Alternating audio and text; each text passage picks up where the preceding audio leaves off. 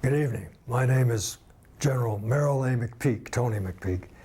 I've been retired for some years now, but for 37 years I was a fighter pilot in the U.S. Air Force and ended up being the Chief of Staff. Vietnam was my war, and it was a war for a lot of Americans because it lasted so long. And it was an unsuccessful war. But there were a lot of lessons we learned on the air side, and you're going to see some of them tonight. It was the first time we went against integrated air defenses that included surface-to-air missiles. And it was the time that we used a lot of swept-wing technology that was generated in the 50s and 60s, and we learned that we had to reduce our radar visibility, that we had to develop a class of precision-guided munitions, and so forth. All those were very important lessons learned, and you're going to see some of that tonight. Good luck and good flying.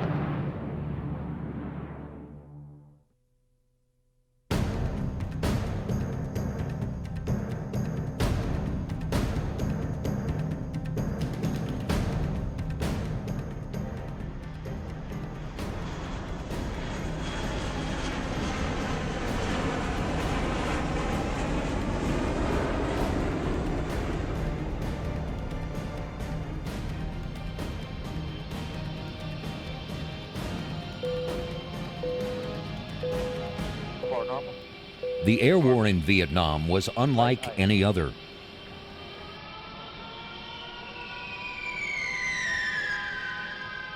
It was the full might of the world's greatest military power pitted against an elusive but highly motivated enemy.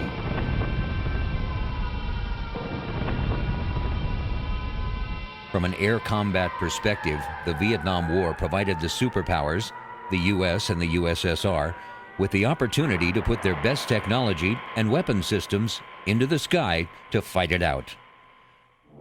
The first test of air power in Southeast Asia was not in the skies over Vietnam, but over neighboring Laos. Operation Barrel Roll was one of the most closely held secrets and one of the most unknown components of the American military commitment in Southeast Asia. Due to the neutrality of Laos, guaranteed by the Geneva Conference of 1954 and 1962, both the U.S. and North Vietnam strove to maintain the secrecy of their operations and only slowly escalated military actions there. As much as both parties would have liked to have publicized their enemy's violation of the accords, both had more to gain by keeping their own roles quiet. The original purpose of the operation was to serve as a signal to the Democratic Republic of Vietnam, North Vietnam, to cease its support of the insurgency then taking place in the Republic of Vietnam, or South Vietnam. This action was taken within Laos due to the location of North Vietnam's expanding logistical corridor known as the Ho Chi Minh Trail, which ran from southwestern North Vietnam through southeastern Laos and into South Vietnam. The air campaign waged there centered on the interdiction of the logistical system for the NVA and Viet Cong fighting in South Vietnam. In addition, the mission of the U.S. Air Force was to seal off the southern Mekong River Valley, thus providing a buffer for Thailand, insulating the Vientiane government from direct communist threat, and drain PAVN manpower and resources. At the same time, the operation became increasingly involved in providing close air support missions for the Royal Lao Armed Forces, CIA-backed tribal mercenaries, and Thai volunteers in a covert ground war in northern and northeastern Laos. For the Americans, Laos became almost exclusively an air war, one which saw a reversal of the role it played in the conflict in neighboring South Vietnam. In Laos, the Air Force applied conventional air power in the support of an unconventional ground war. Although the People's Army of Vietnam could have fielded enough troops to conquer Laos at any point during the conflict, the Communists only sought to instigate a stalemate, one that would allow the trail system to operate unhindered by the Americans and Laotians. In 1959, the first infantry weapons were delivered to the Highlands Hmong tribe, and their training as an anti-communist field force was begun. 9 CIA specialists, 9 U.S. Army Special Forces personnel, and 99 Thai members of the Police Aerial Reconnaissance Unit participated in the training. This force became l'Armée Clandestine, or the Secret Army. Shortly afterward, the CIA began Project Water Pump, a program to train Laotian, Thai, Hmong, and Air America air crews in flight and maintenance of U.S.-supplied AT-28 Trojan fighter bombers. The T-28 Trojan was the first U.S. fixed-wing attack aircraft lost in South Vietnam during the Vietnam War. Captain Robert L. Simpson, United States Air Force, Detachment 2A, 1st Air Commando Group, and Lieutenant Waugh, SVNAF, were shot down by ground fire on August 28, 1962, while flying close air support. Neither crewman survived. Eventually, the Royal Laotian Air Force would consist of 5 wings of 10 aircraft each. Water Pump could never produce enough pilots, however, since graduation rates barely exceeded the death rates of graduates who simply flew until they died.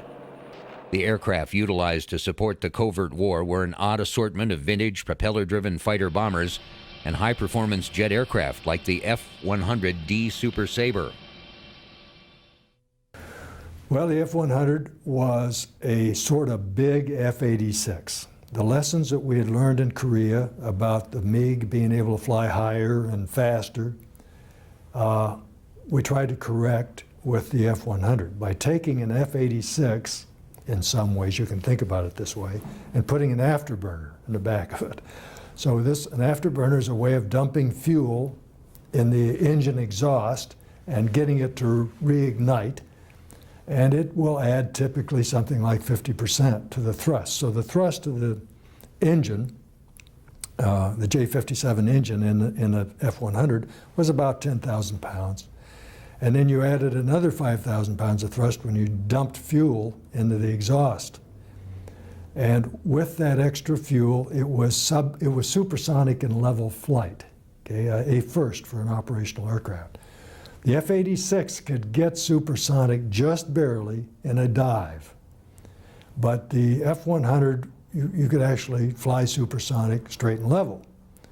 As I say, the first operational aircraft that this was true of. So it was a difficult airplane to fly because it was not very stable. The first versions of the F-100, the F-100A, were pretty stable, but it had controllability problems that in some flight regimes simply went out of control. This was corrected by putting a bigger tail on it and some other modifications.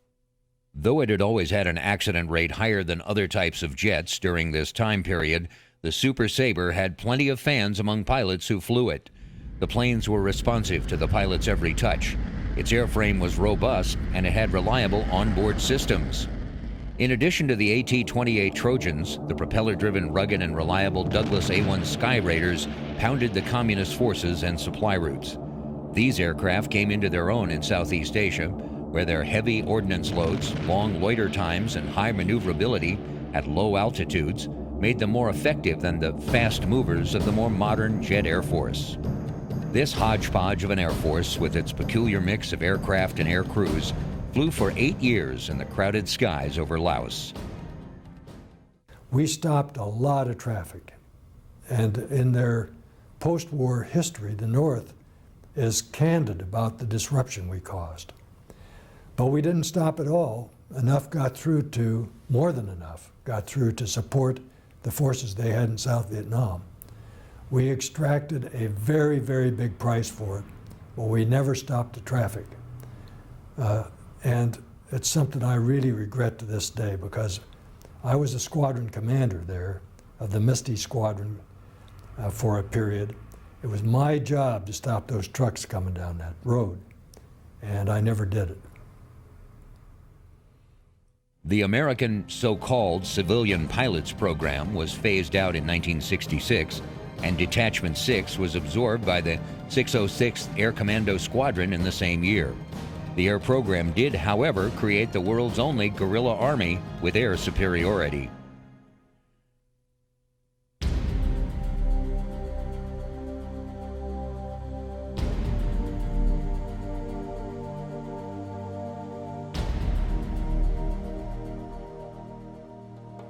The United States entered the Vietnam War in earnest in 1964 after a controversial incident in the Gulf of Tonkin. The incident was an attack on an American destroyer, the Maddox, by North Vietnamese PT boats. On July 31, 1964, USS Maddox, DD-731, had begun its intelligence collection mission in the Gulf of Tonkin off the coast of Vietnam. The Maddox was under orders not to approach closer than 8 miles from the North Vietnamese coast and 4 miles from Han New Island. On August 2nd, Maddox claimed it was attacked by 3 North Vietnamese P-4 patrol torpedo boats 28 miles away from the North Vietnamese coast in international waters. The Maddox claimed to have evaded a torpedo attack and opened fire with its 5-inch guns, forcing the patrol craft away. F-8 Crusader aircraft launched from the aircraft carrier USS Ticonderoga then attacked the retiring P-4s, claiming one was sunk and one heavily damaged.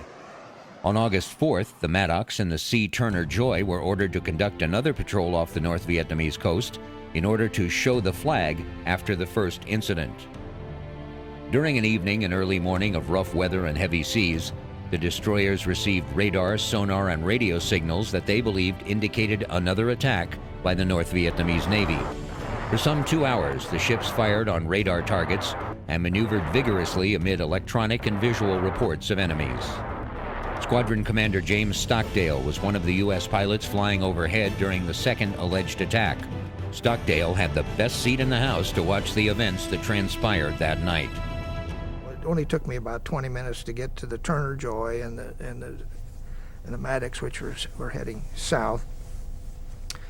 And I called into the Maddox and got a hold of Clem and told him I was overhead and that I was, and their wakes stood out like beacons.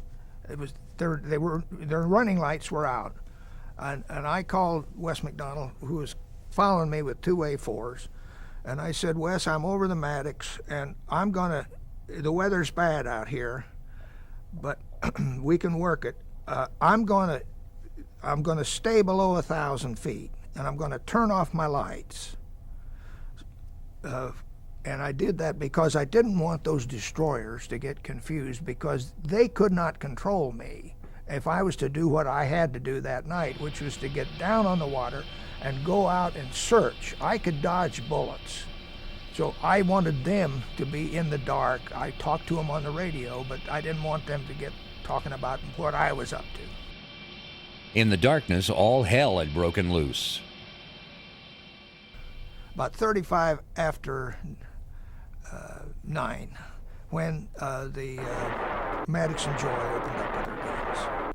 And they fired to the north, and I lit out with my lights off, chasing those bullets, seeing where in the hell I was looking for those big PT boat wakes out there. Nothing, just about nothing but American firepower and splashes, and you'd see it. I mean, it's luminous water in that Tonkin Gulf. To make a long story short, I was convinced that there were no boats out there on the basis of this experience that I picked up the day and a half before. And when I was getting about time to shove off, they gotten the Connie underway after this. She was coming out of Hong Kong, and my friends from the Connie were out there going to relieve us. And I had, told them, I said, it's really a mixed up mess, and I don't think there are any boats out here, but I'm low state and I got to get going.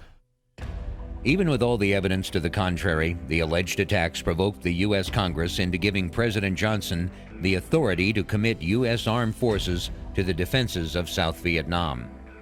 Johnson quickly ordered the Ticonderoga and the Constellation to launch airstrikes against North Vietnamese torpedo boat bases and fuel facilities.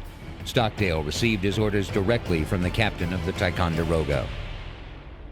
He said, "It looks like we're going to bomb the mainland." And I said, "What's the justification?" He said, "The provocation."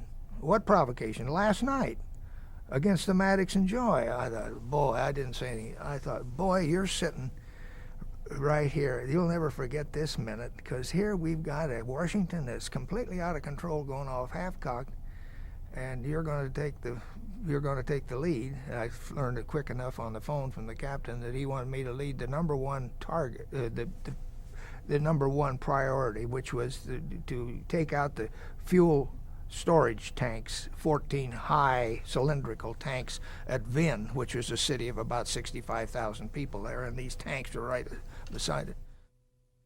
How Stockdale wanted his crusaders armed came as a surprise. The captain told me to find the exec and tell him what kind of ordnance I wanted on those F-8s. I was going to take 6 of them. All I want is full ammo, 20 millimeter, and I want 8 Zunis, 4 on each side.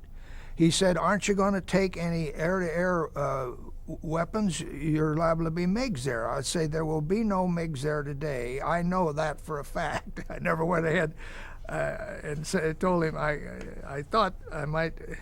I should have said, "This is Pearl Harbor. This is not normal action. There will be MiGs tomorrow."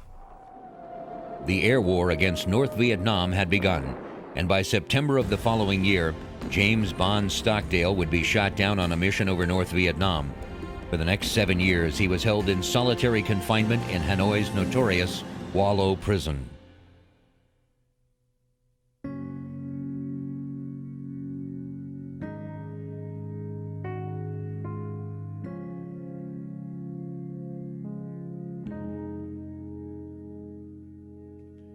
The outrage and the alleged attack 2 days later on the Turner Joy provoked the U.S. Congress into giving President Johnson a free hand in running the war. The Johnson administration was made up of advisors collectively known as the Whiz Kids, holdovers from the Kennedy White House. They were statisticians and efficiency experts, confident that if the United States could just maintain a certain pace in the war, the enemy would eventually concede defeat. These guys were number crunchers, and they worked for a president who revered politics above everything else. As Congress and the public grew concerned about American involvement in Vietnam, Johnson promised to limit American involvement in the war. In reality, he had no intention of doing so and buried the truth in a flurry of statistics. That numbers game was to have a tragic effect on the air war in Vietnam. The second naval airstrike against North Vietnam, codename Operation Flaming Dart 1, was launched on February 7, 1965. The attacks were ordered after the National Liberation Front, the NLF, mortar and demolition teams attacked U.S. and South Vietnamese military facilities near Pleiku. The following day, as part of this riposte, VNAF A-1s accompanied by 20 F-100s flying flak suppression sorties and 28 VNAF A-1Hs of the 3rd Tactical Group 2nd Air Division dropped general-purpose bombs on the Chapley Barracks in North Vietnam. Several of the 20 accompanying USAF F-100s attacked enemy anti-aircraft AAA sites. 3 RF-101s provided photographic coverage. A third airstrike, Flaming Dart 2, was conducted by Navy, USAF, and VNAF aircraft on February 11th against NVA barracks at Chan Hoa and Vit Tu Lu. This was in response to another enemy attack, this time against U.S. facilities at Quy Nhon, which killed more than 20 Americans.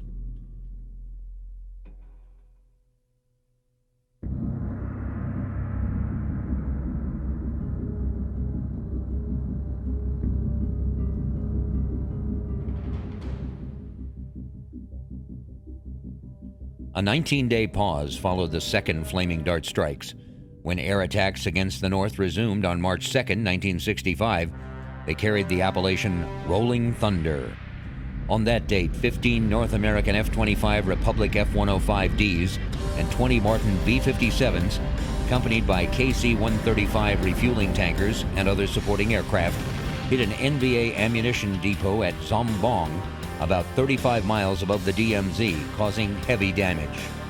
On that first raid, no fewer than 5 aircraft, 2 100DD Super Sabres, and 3 105Ds were lost to ground fire, and the first U.S. Air Force pilot, Captain Hayden J. Lockhart, was taken prisoner.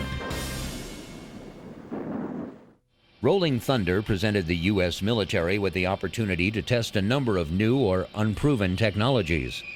The North Vietnamese Air Force, NVAF, had acquired some 60 Soviet-made MiG-17 jets by 1965. These were guided from the ground by controllers using ground control intercept radar supplied by the USSR. The MiG-17 Fresco was the primary interceptor of the fledgling Vietnam People's Air Force in 1965, scoring its first aerial victories and seeing extensive combat during the war. The aircraft frequently worked in conjunction with MiG-21s and MiG-19s. The MiG-17 could not carry air-to-air missiles and was used most often for ground attack, but could shoot down enemy aircraft with its numerous cannons. Some North Vietnamese pilots preferred the MiG-17 over the much faster MiG-21 because it was more agile. The American fighter community was shocked in 1965 when elderly subsonic MiG-17s downed sophisticated Mach 2 class F-105 Thunder Chief fighter bombers over North Vietnam. From 1965 to 1972, MiG-17s from the NVAF 921st and 923rd FRs would claim 71 aerial victories against U.S. aircraft. These victories included 11 Crusaders, 16 F-105 Thunder Chiefs, 32 McDonnell Douglas F-4 Phantom IIs, 2 Douglas A-4 Skyhawks, 7 Douglas A-1 Sky Raiders, propeller-driven strike aircraft, 1 C-47 cargo transport aircraft, 1 Sikorsky CH-3CC helicopter, and 1 Ryan Firebee UAV. The principal Air Force tactical strike aircraft during Rolling Thunder operations was the F-105 Thunder Chief. Mass-produced after the Korean War, it served throughout the war in Southeast Asia. A newer fighter, the twin-seat F-4 Phantom II, manned by an aircraft commander and a weapons system officer, initially was used in a combat air patrol CAP role.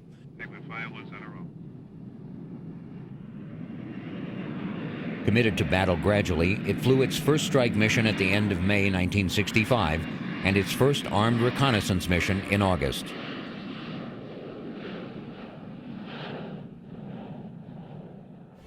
A third Air Force fighter, the twin-seat F-111A, reached Thailand in March 1968, underwent combat evaluation that year, and was withdrawn.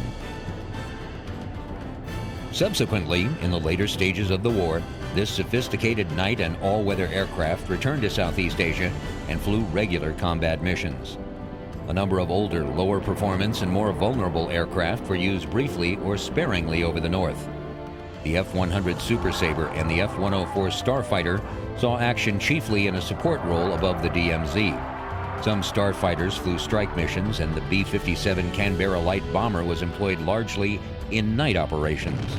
Eventually, all were withdrawn from northern missions, with the F-100 being used primarily for close air support in South Vietnam. The B-52 Strato forces made their debut over North Vietnam in April 1966, with a strike near Mu Gia Pass. During the next 6.5 years, these heavy bombers were employed against enemy targets in North Vietnam's Panhandle, staying far away from the dangerous SA-2 missile sites located mostly in the Hanoi-Haiphong area. Based initially on Guam and later in Thailand, the B-52s were primarily employed to interdict North Vietnamese lines of communication leading to the DMZ and the Ho Chi Minh Trail in Laos. On these missions, they normally dropped 25 to 30 tons of ordnance. General John P. McConnell, General Curtis LeMay's successor as Air Force Chief of Staff, remarked on the irony of the use of these strategic bombers to hit tactical targets. But it was only one of several improvisations introduced by the Air Force in waging the unorthodox air war.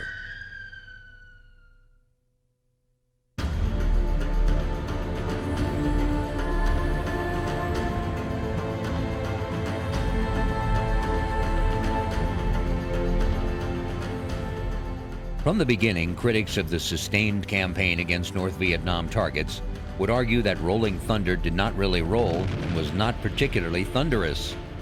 The planning of the airstrikes was complex and unwieldy, beginning in the Situation Room at the White House, where President Johnson retained firm control over what could and could not be attacked. Decisions as routine as the choice of ordnance for a particular sortie were made at this level, thousands of miles away from the fighting. Johnson's decisions were relayed to Secretary of Defense Robert McNamara, who in turn informed the Pentagon. Directives were then passed down the chain of command until it reached the various air divisions. Because of the limitations imposed on air operations, war material from the Soviet Union, China, and other communist countries flowed in easily through Haiphong and other North Vietnamese ports and over rail lines from Kunming and Nanning, China, all of which helped Hanoi make up for its losses and in turn facilitated a rapid air defense buildup. What was important to the whiz kids back in Washington wasn't the real military effect of the mission. What they cared about was the number of planes on the ground and the tonnage of bombs dropped from the sky. In effect, the numbers became the reality.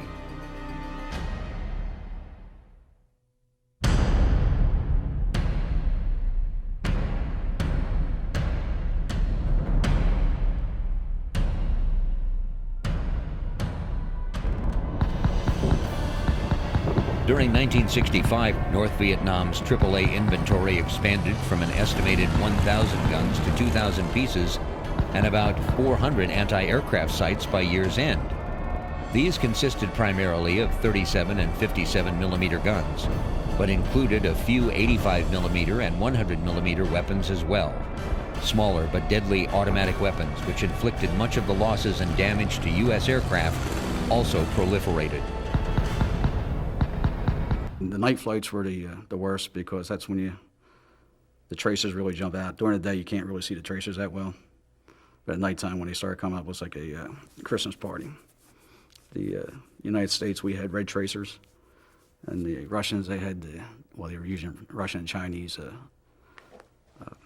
rounds, and theirs were green. And once they got you see a firefight, it just looked like Christmas. It's unbelievable. And then every night, I mean, there's always something going on. The Soviet surface-to-air missiles were first detected by a SAC U-2 aircraft on April 5, 1965. By year's end, U.S. Air Force and Navy reconnaissance had pinpointed 56 SAM sites. The North Vietnamese, who took great pains to conceal them, readily abandoned sites to build new ones.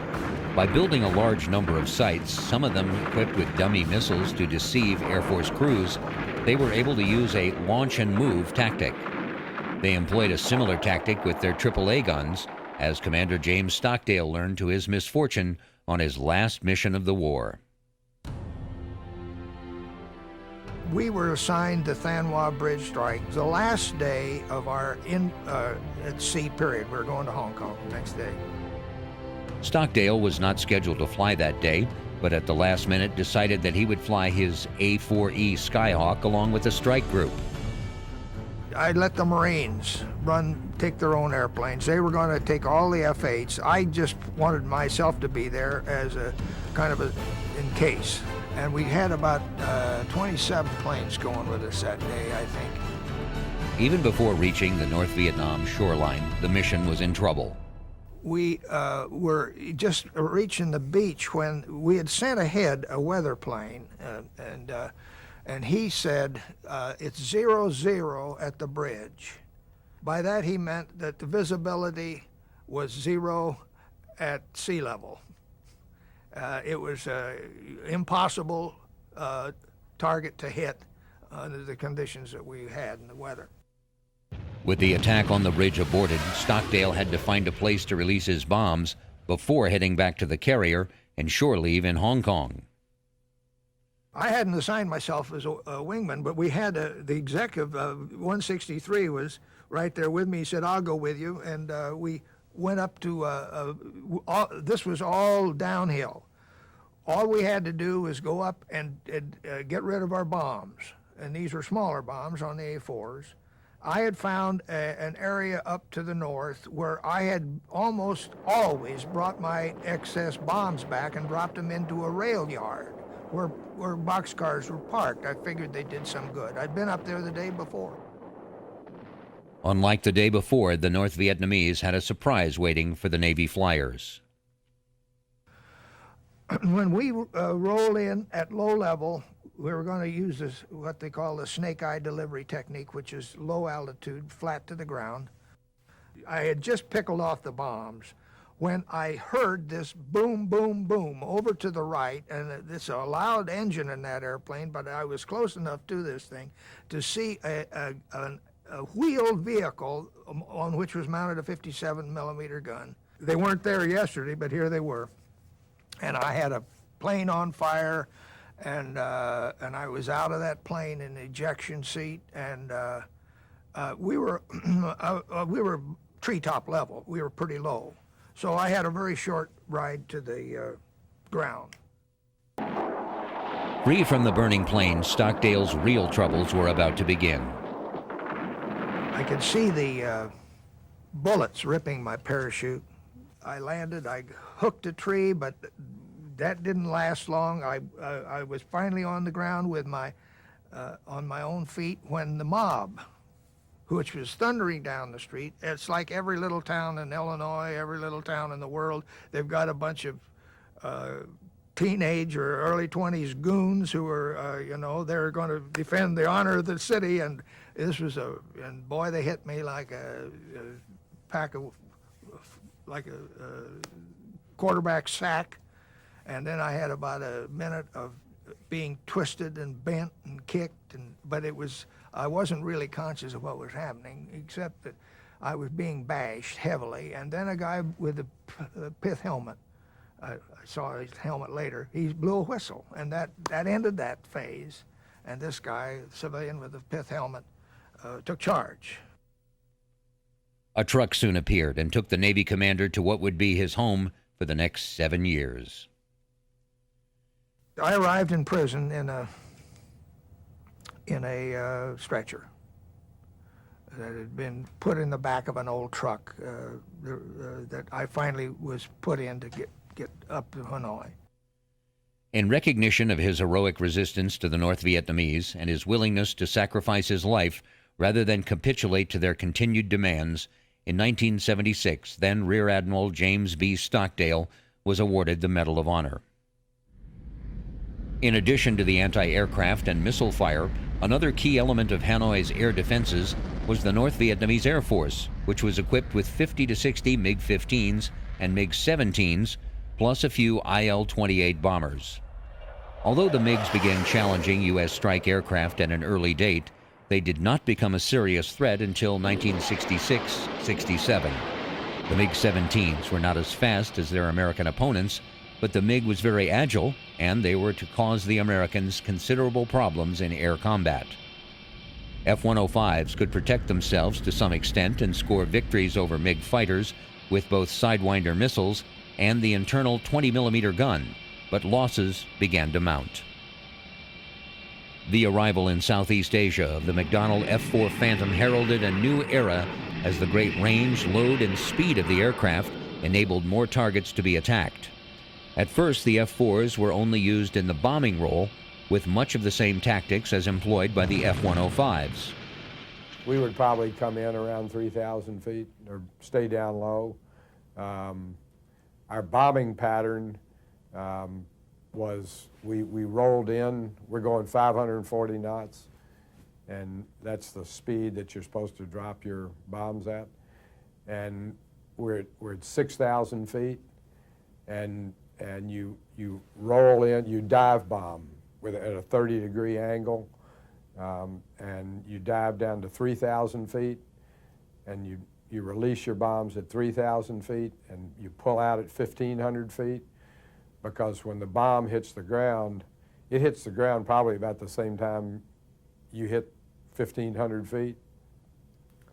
And if you go low, the bomb fragments can come up to 1,500 feet. And a number of guys have shot themselves down by going lower than that and having the fragments from their bombs shoot them down. Weather was a big factor in the air war in Vietnam. Some days when the weather is overcast is lower than 6,000 feet, you have to have a different bombing pattern. We had bombs called Snake Eyes.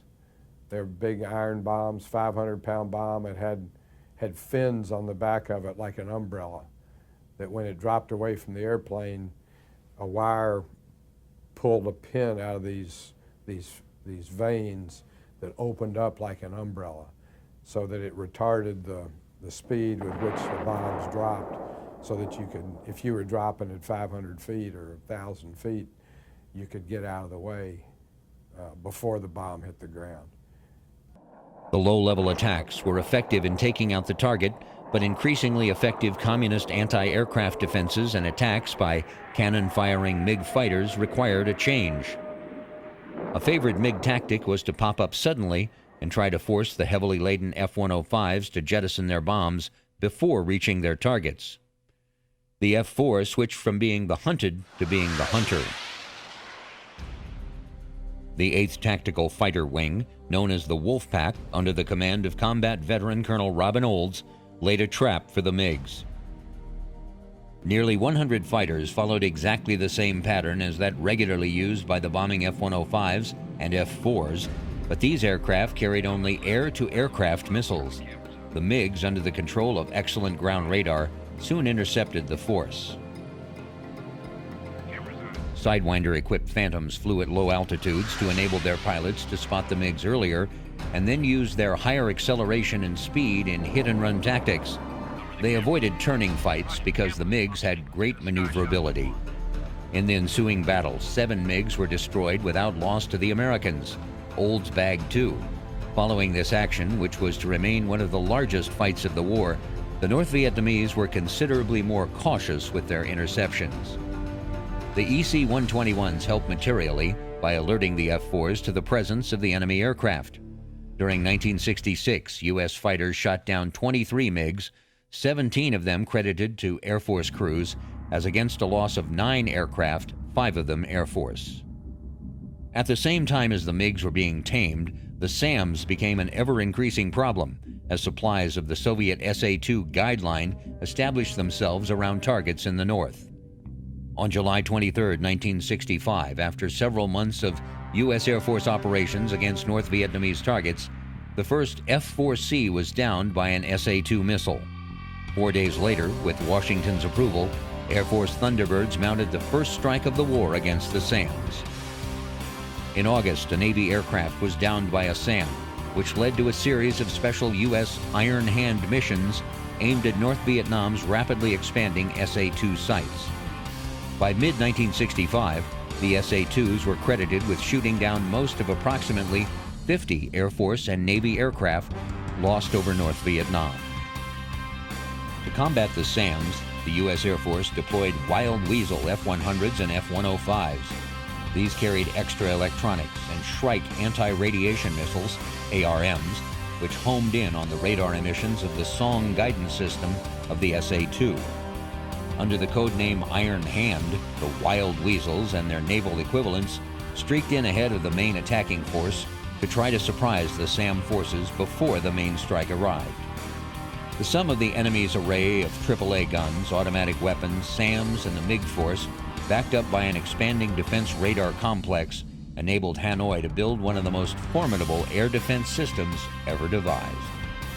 Many Air Force, Navy, and Marine officers and pilots who felt that their hands were tied behind their backs considered the long air campaign to be a violation of the basic principle of combat: when you fight to win. Despite all the restrictions, the on-again, off-again mood of the campaign, and the general confusion, Rolling Thunder did more damage to North Vietnam than is generally recognized. In the years since the war, a number of North Vietnamese officials have acknowledged that at times, 1967 and 1968, the bombing was hurting them badly. The diversion of resources to repair bridges, roads, and railways was a drain on the overburdened society. When Rolling Thunder came to an end with the bombing halt of October 30th, 1968, preliminary peace talks were beginning in Paris. Throughout the operation, what Rolling Thunder was missing was a plan, a policy, and a decision to use the aircraft as they were intended to be used.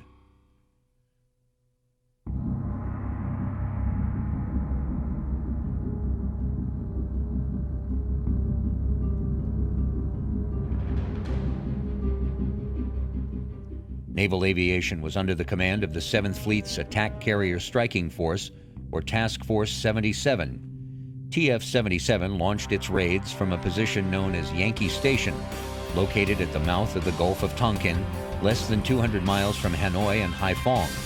From there, they were used to provide air support over South Vietnam until the Air Force could take over.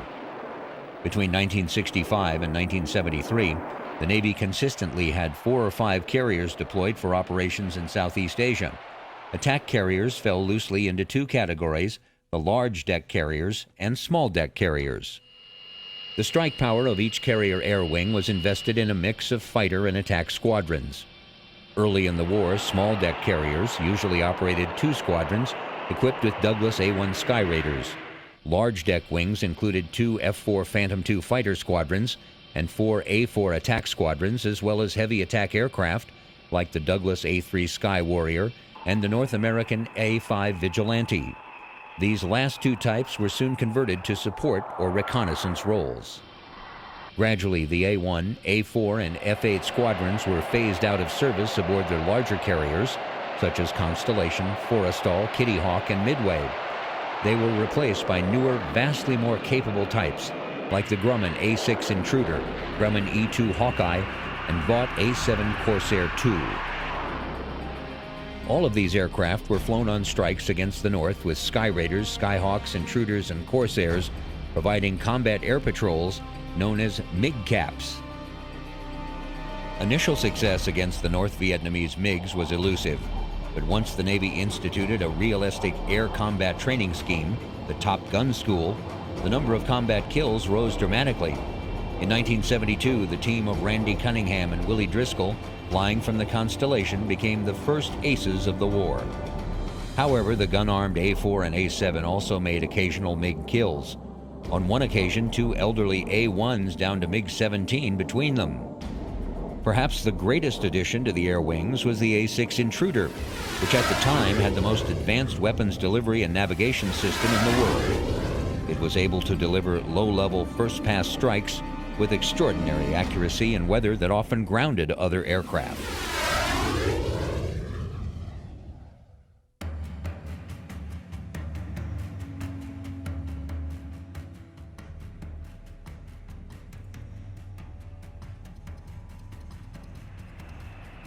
The U.S. Marine Corps flew large numbers of aircraft in Vietnam on short-range attacks from their bases at Chu Lai and Da Nang. Aircraft types involved were the A-4 Skyhawk, A-6 Intruder, F-4 Phantom, and F-8 Crusader, used almost exclusively as ground attack mud movers. But the Marine Corps is really the only service that is totally self-supporting. We have our ground troops, we have our helicopters to get them in and get them out, we have our jets that provide close air support and make strategic strikes, and we don't have to really, well, I guess we rely on the Navy to get us there to venues where we need to be, but we basically support our own. These were controlled by fast-back aircraft such as TA-4s and the Grumman TF-9 Cougars, and an element of electronic combat measures was provided by the Douglas EF-10 Skyknight, a modified version of a Korean War vintage jet night fighter. You could fly any place from 6 o'clock in the morning to 2 o'clock in the morning. That particular flight had a particular mission. It was either a helicopter escort or a strike on a strategic target. You went to the ready room about an hour before your flight, and you got a briefing from the intelligence people and the operations people. And we were on the west side of the airfield, and our flight line was on the east side. So we had to drive around in a truck, which is 2 or 3 miles, to the flight line, to the hangar where all the planes were. And you went in, you checked out your airplane, you got an airplane, you checked out the logbook on the airplane to see what was wrong with it, and then you went out and got in the airplane, you pre-flighted it, walked around it, checked out every part of it to make sure it was operational. Then you strapped in and fired it up and went out to the runway and took off. The Marines always had at least 2 aircraft sitting on the runway on what was called a hot pad. The planes had been pre-flighted and were hooked up to the compressor starter ready to take off. The alert pilots were in their gear waiting nearby. When the bell went off, they ran out of the trailer, jumped into the F-4, and could be airborne in about 3 minutes. On the missions where they're off the hot pad, which is in response to some ground guys being in trouble, you're focused on saving those guys, on helping save those guys.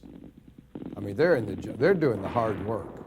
I mean, they're in the jungle, they're face to face with the bad guys. I mean, they're 50 feet away from them, if that far away from them. You know, we're flying around in an air-conditioned airplane, you know, and we're removed from, you know, the personal nature of the war. And we want to do the best that we can do to make their job easier and get them out of trouble. Within 15 minutes, the ground troops would have the jet overhead, ready to drop their payloads in support of the Mud Marines. I'm thinking back to one particular mission. It was our commanding officer's birthday, and we were having a party for him in the officers' club. And the call came in. The hot pad, the weather was terrible, and the hot pad was shut down.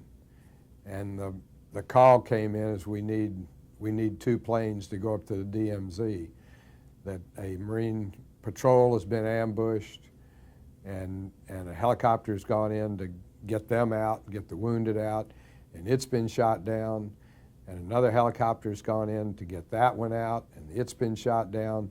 So we've got 2 helicopters, 2 crews, and a patrol in the DMZ, surrounded by a superior force of North Vietnamese and Viet Cong troops.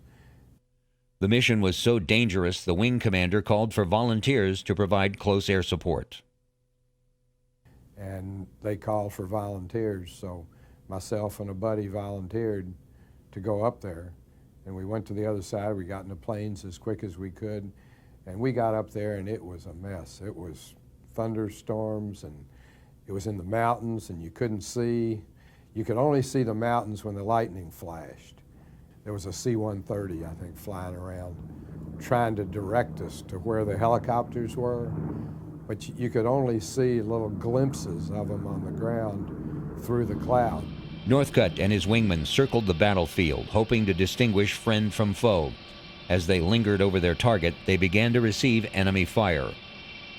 When there's hostile fire, you're supposed to make one run and get out of there so as not to risk the airplane. But we made 4 or 5 runs because we didn't want to drop all our ordnance in one run and have it not be in the right spot and not be able to adjust and go back and get it where it needed to be. So we made 4 or 5 runs and went back to Da Nang. For Northcutt, his day was not over. We got back, got in 2 more airplanes, went back up. Thousands of ground troops alive today owe their lives to the flying leathernecks of Vietnam.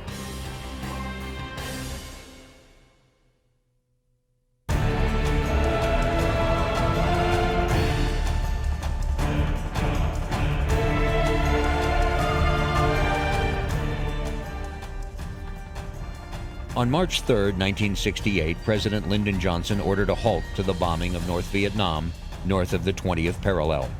This was followed 3 weeks later by a ban on missions north of the 19th parallel. As a quid pro quo, the Hanoi regime agreed to meet with U.S. delegates in Paris to discuss an end to the conflict. In the meantime, the Air Force, Navy, and Marines virtually doubled their airstrikes in the area below the 19th parallel, interdicting enemy troops and supply movements across the DMZ into South Vietnam. They also stepped up raids against enemy positions in southern Laos.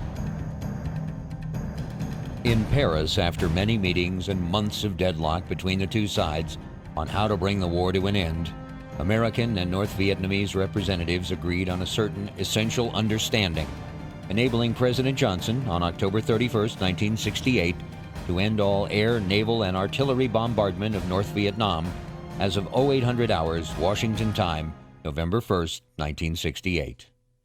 90 minutes before the President's order was issued, Major Frank C. Lenahan of the 8th Tactical Fighter Wing made the last target run in an F-4D against a target near Dong Hoi.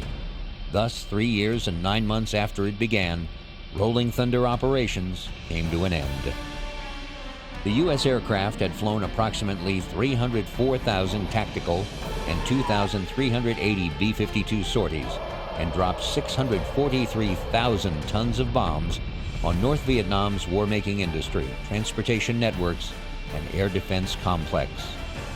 Except for Air Force and Navy reconnaissance missions, which were permitted in a separate understanding between the Americans and North Vietnamese in Paris, all air operations over the North ceased for the time being.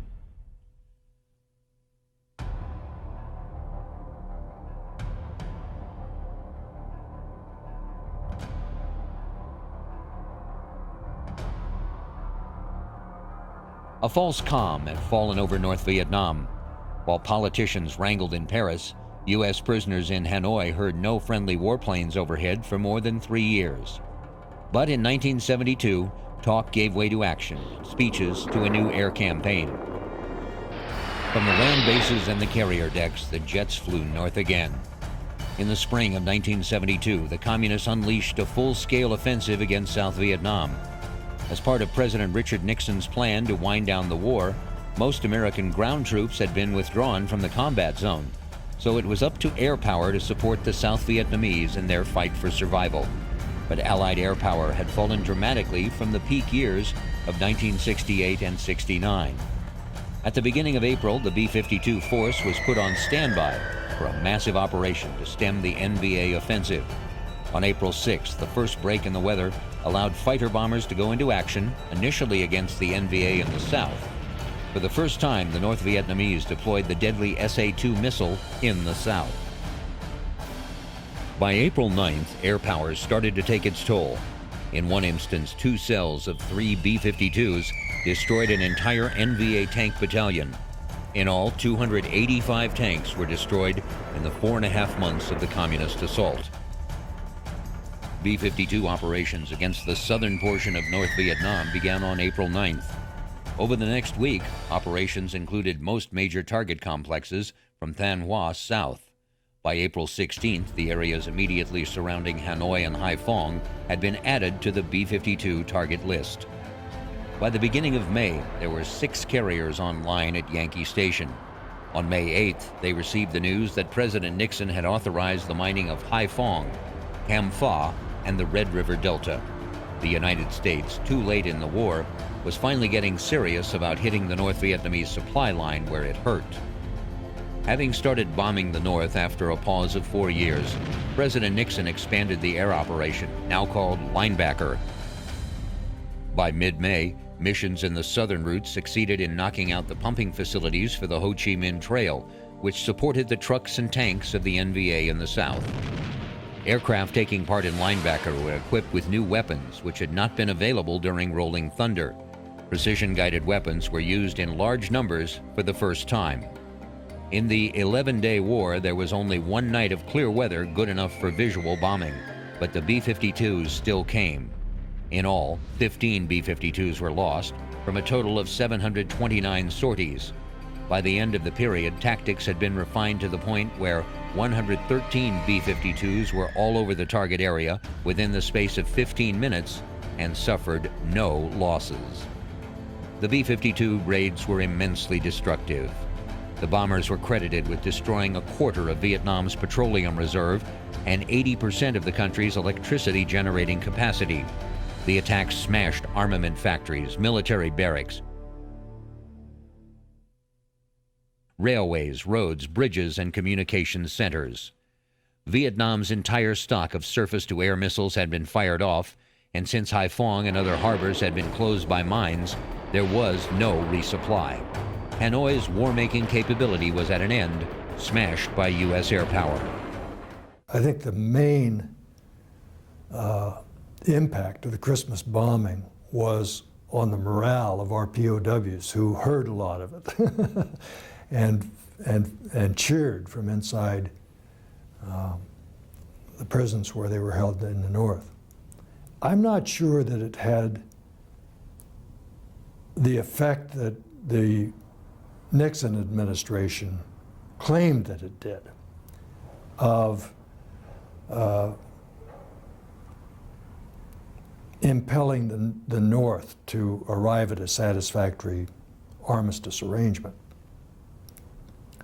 They agreed to a ceasefire only after we stopped insisting that they remove their troops from the South.